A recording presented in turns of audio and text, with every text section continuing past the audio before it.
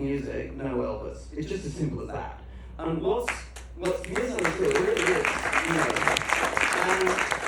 And what's really misunderstood is that not only does Elvis end up in one of the few white houses in a black neighborhood because he was so ashamed of the father going away to jail and all of that, and what you see in that story is real. But Elvis does continually, not the colonel, not the big salesman, not the roll up, not the guy who puts his brand on everything, but Elvis himself continually says throughout the 50s, oh, I'll never be as good as, you know, I didn't invent this, and I just put my take on it. That scene at the end where he goes, he never called himself the king, ever. And when he says, I'm not the king of rock and roll, he said, Fats, come over here. I mean, that really happened, you know? So I think that there's, as Yola would say, she's so articulate about it, you know, she would say there's appropriation and then there's also the acknowledgement of the lineage. And I think what's really important in the film is that Elvis tried to do it, but the colonel severed him. Like when it becomes a political problem and dangerous. I mean, they really did want to put him in jail, and it really was dangerous. And the colonel severed him from the culture. And that was really, really the drama of it. And of course, you say, well, I mean, he's not perfect. When Mahalia Jackson, who by the way, Austin is a blood relative of Is that right? Footnote.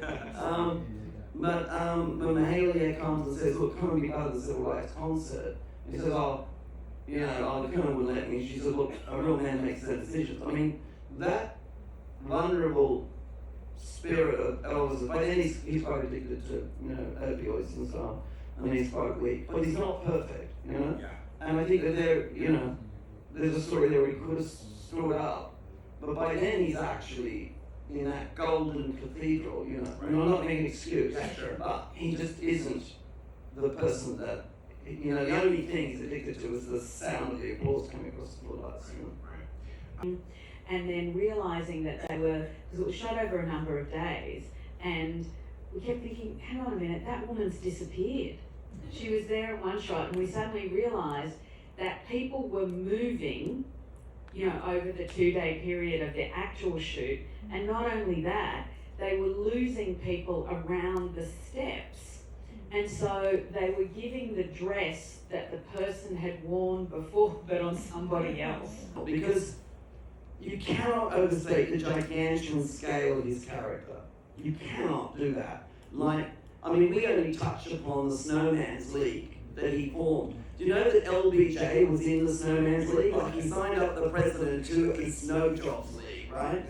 Like, he would suck the air out of any room he was in. Like, and what I was lucky enough to stumble upon was that the colonel was going to go up against the estate and with his own exhibition and his own like Graceland version of Elvis's life. He threatened them to do this, you know, and they were haggling, and eventually he needed the money for gambling, so he just sold the stuff for like only $2 million or something, all his stuff.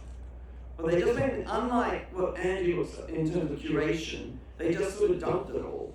And in amongst it though, this was so helpful to me. I mean, apart from I just think he is Colonel Tom Parker. Because, of course, I saw him in the chair getting made up and everything. 5 hours. 5 hours every morning to get, and he would just be dying in that fat suit. And I would see him, and he was just that character. It was extraordinary. He was just Colonel Tom Parker. The way he spoke, the way he moved, when he put the clothes on, it was like I was bringing Colonel Tom Parker his clothes every morning, not Tom Hanks. And I think that is truly bears witness to his extraordinariness as an actor, that somebody who sees behind the mask all the time just totally... when I think of Colonel Tom Parker, I just think, oh, I know him. I worked with him on a movie. He's a technical advisor. Yeah. You know, we don't. I take complete reverse point of view. I go, my job is to help that actor get this role, no matter what. I put them completely through the ringer. I'm in costume, hair, like dance, the whole thing, days. And I go, I'm going to learn something about this scene by workshopping with this actor. Now I do that because I want to the degree that we can, that actor to be only focused on the scene and on the work, and not, I can be taller, or I can be shorter, what do you want, And together, we're finding something in the moment. That's extremely important. I consider that process to be so difficult that I want to make fear outside the door, and that it's so joyous and rich that even if it doesn't go your way in the end, right, that you got something out of it, I got something out of it, and we didn't waste our time, and that the work's got something out of it. So that's number one. So I don't know, I probably workshopped maybe half a dozen. There's been talk about it in the press, some of it's true, but I tell you something, I know that the actors that came in and went through the process with me all went out of it going like, I don't really care what happens. I got to be that character, that person, put on the white suit, do the numbers, do the scenes, work. That was just like enjoyable work. So that's the first thing. The situation with Austin is like no other. I find it hard to talk about him because I sometimes start to get a bit teary because he walked into my house. The parallels, I'm not a sort of, giant forces are at work here. But I mean, it took me years to learn that his mother had died at the same age that Elvis had lost his mother. There are so many things that happened. When he walked into my house, he walked up and he sat down and we were talking. It was about 3 weeks later and I was putting him through the process. But really, it was more he walked in my house and we just kept going until we finished the film because he was down Elvis Road already. And he was Elvis Presley 24/7, 7 days a week. And when the film shut down, and I had to walk with him along the beach and say, Ost, I think the film might be put off until February, because I was talking to Tom. Tom said, maybe we put it off till February when all this COVID business is over. That was 2 years ago. I said, Tom, when we talked to the scientists down, I don't think it's going to be over. He said, Ost could have gone back to the States. He said, no, I'm staying. And he doubled down on the work. He doubled down on the movement, on Kung Fu, he walked on the beach. I never found an obscure piece of anything Elvis Presley ever did touch that he didn't have or know, and it was in him. And I think it was like, he'd been down there 3 months, and I said, or he'd been with me like a month, and I said, like, so what part of the South is from? He said, oh, he's actually from Anaheim. And I was like, oh, right? And I only ever heard him speak somewhat in his own voice about 3 weeks ago, after being with him non-stop for 2 years. So the level of absorption, commitment, work. I mean, I was already down the road with him when Denzel rings me, Denzel Washington, who I don't know that well. And he rings me and he goes, look, I just need to tell you, you are about to encounter. He just worked with him on the stage. You're about to encounter a work ethic in a young actor like no other. And I thought I'd already seen it, but I thought it was just kind of being supportive. It was a work ethic like no other I've encountered. Wow. I mean, hip hop, music in general, but he's a great writer and a great researcher. And I worked with him because he wrote a book in the 80s which had something of that view about Elvis in it. So I said, I want you to go down and be the devil's advocate on this and actually prove this. Now, the level of research that we did, like I asked Sam Bell, right, about Elvis. I asked him directly about it. He said, look, first of all, the apocryphal story, which Elvis denied himself to 2 young African-American cadet reporters in Jet magazine. He said, first of all, I've never been to that city, Boston, in my life. And secondly, if you knew me, I could not possibly have said that line, the very famous one. Right, that's one. I said to Sam, but I said, look, I just can't. My grandparents, our house joined theirs, and they were really poor. They were from East Tupelo, like they were dirt poor. We had a really nice place. My 2 grandparents adored him. He'd come over and sit and said, and you know what? He always said to them, sir and ma'am. And he said, no white person, man, woman, or child ever spoke to my grandparents like that. Right? Now, that's the child right? As hard as we tried, we only found the opposite. And I'm talking about, iconic, look, James Brown was at his funeral. Like, I didn't want to get into personally defending Elvis and all that, but we've done the homework. It's just simply, Nelson has, look, it just simply isn't true.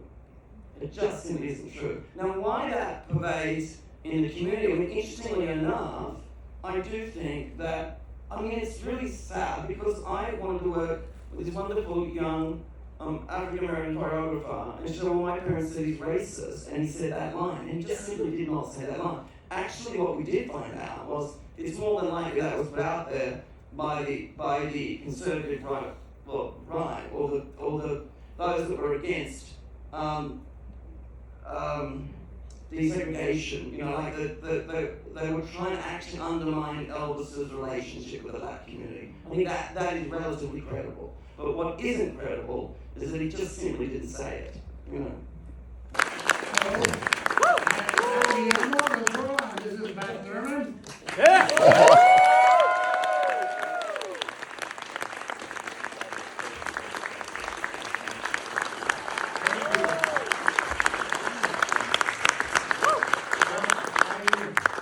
I would like to start by talking about a few appreciations of Baz's craft. I think that he works in a vernacular and a style that, in my opinion, is the hardest. Is sort of baroque, and the intensity of it. You can fall into a trap and think, well, it's a lot of things done quick or done in this, but it has a beautiful shape. When you study baroque, rococo, when you study churriguera, when you study the baroque style in composition or in architecture, you see the symphony of it and the arrangement of it, and it needs peaks and valleys like any other style. And I don't think anybody else works in that style. There's only one Baz, and I think that it's a blessing to have it.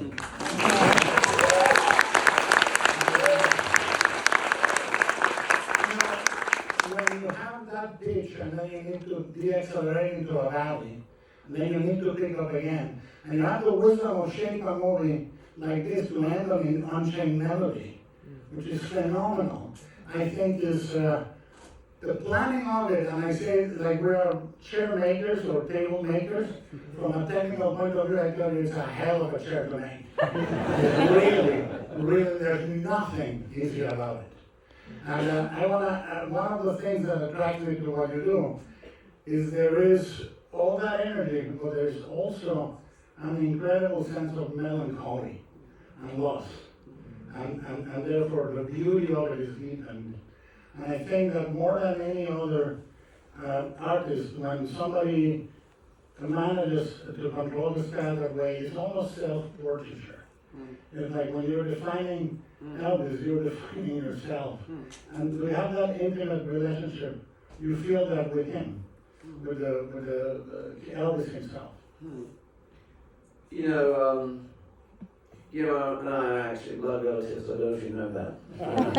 When it comes to, I think, filmmaking and storytelling, I think, and I don't know anyone actually. I'm overwhelmed by the way Guillermo speaks about the work that we have done. When I said we, just like Guillermo, I'm from a background of acting, teaching, and ensemble and theatre and groups, but one leads it to a place. But I think I'm overwhelmed by having met and knowing someone like you who says back to me the things that I know, but I'm unable to say, even to myself. But what you said then, even when I was making the film, even as I have this simple truth, which is I set out to use, not to make a biopic, but to take, like Shakespeare would, Richard II, and explore a larger idea. I think I've said often, my go-to from my childhood would have been Amadeus, is it about Mozart or Salieri? It's about jealousy, it's about a larger idea. Now, even though that was my modus operandi, it has taken these therapy sessions, and I thank you all very much for allowing me to have them, doctors, to realise what you said. I didn't realise it until I've been going through this process and going, actually, you know, I had a bit of family with Elvis as a kid, but the intimacy, as you said, the intimacy with the character of Elvis, I think he, probably like I think you and I are bound in this melancholic searching for an impossible beauty. Completely, yes. And trying to mend a childhood or something that just you always felt probably as a child that you could never mend. And I have to be honest with myself and say I am one of those childhoods. So. Of course. Yeah, There's an art form in Japan, and eventually they decided to repair any broken piece with golden lacquer and say the scars are part of the beauty. Yes. And I think that exists in this type of beauty you create. Yes, it's amazing to say that, Guillermo, because when you look at it, and you know, I mean, all the academic stuff I did growing up, the study of the art, you know, primary Greek myth, but it's you cannot detach the truth that probably since Strictly Ballroom, certainly from Moulin Rouge, most of my storytelling has been Orphean myth structured. It's about descending, you know, a sort of perfect love, descending looking for a perfect love, almost rescuing it, losing it like Orpheus to Eurydice, and the scars, returning to the upper world with the scars, and the scars are part of your growing up. And so, as you said, it's the golden scars that you carry with you that make you better. That's the beauty, yeah. That's the beauty of yoga. I mean, I can talk about your work for hours and about this movie for days. That is so played, is like one of the most densely layered works, because it's based on a biography, a style, an existence, a creation. But the movie ends up, I had the fortune to be in that first concert at Cannes, which became a live event where everybody was on their feet, singing. It was just astounding. But the movie does the same miracle than Elvis, and I want to talk about that because Elvis is a figure. I will do an analogy to my own métier. It's like Frankenstein. It's been domesticated by the culture. Yeah. When you think of Elvis, people tend to think of a caricature or a distillation of Elvis, but the savage, absolutely punk, iconoclastic brutality of his revolution is often just reduced. And the movie does the miracle of reactivating it in front of our eyes. And I think that's one of the best sequences. Is the first pelvic deliric movement and how you shoot it. And I think that's why I talk about shape. I think that film is densely written only when it's densely read. And I think this is sometimes a break in communication. People sometimes read faster than is written or less later than written. That is is as well planned as a heist. That sequence. and when you do that, part of it is boarded, part of it is instinctual. Tell me a little bit about your process when you're approaching a sequence. Yeah, it's great.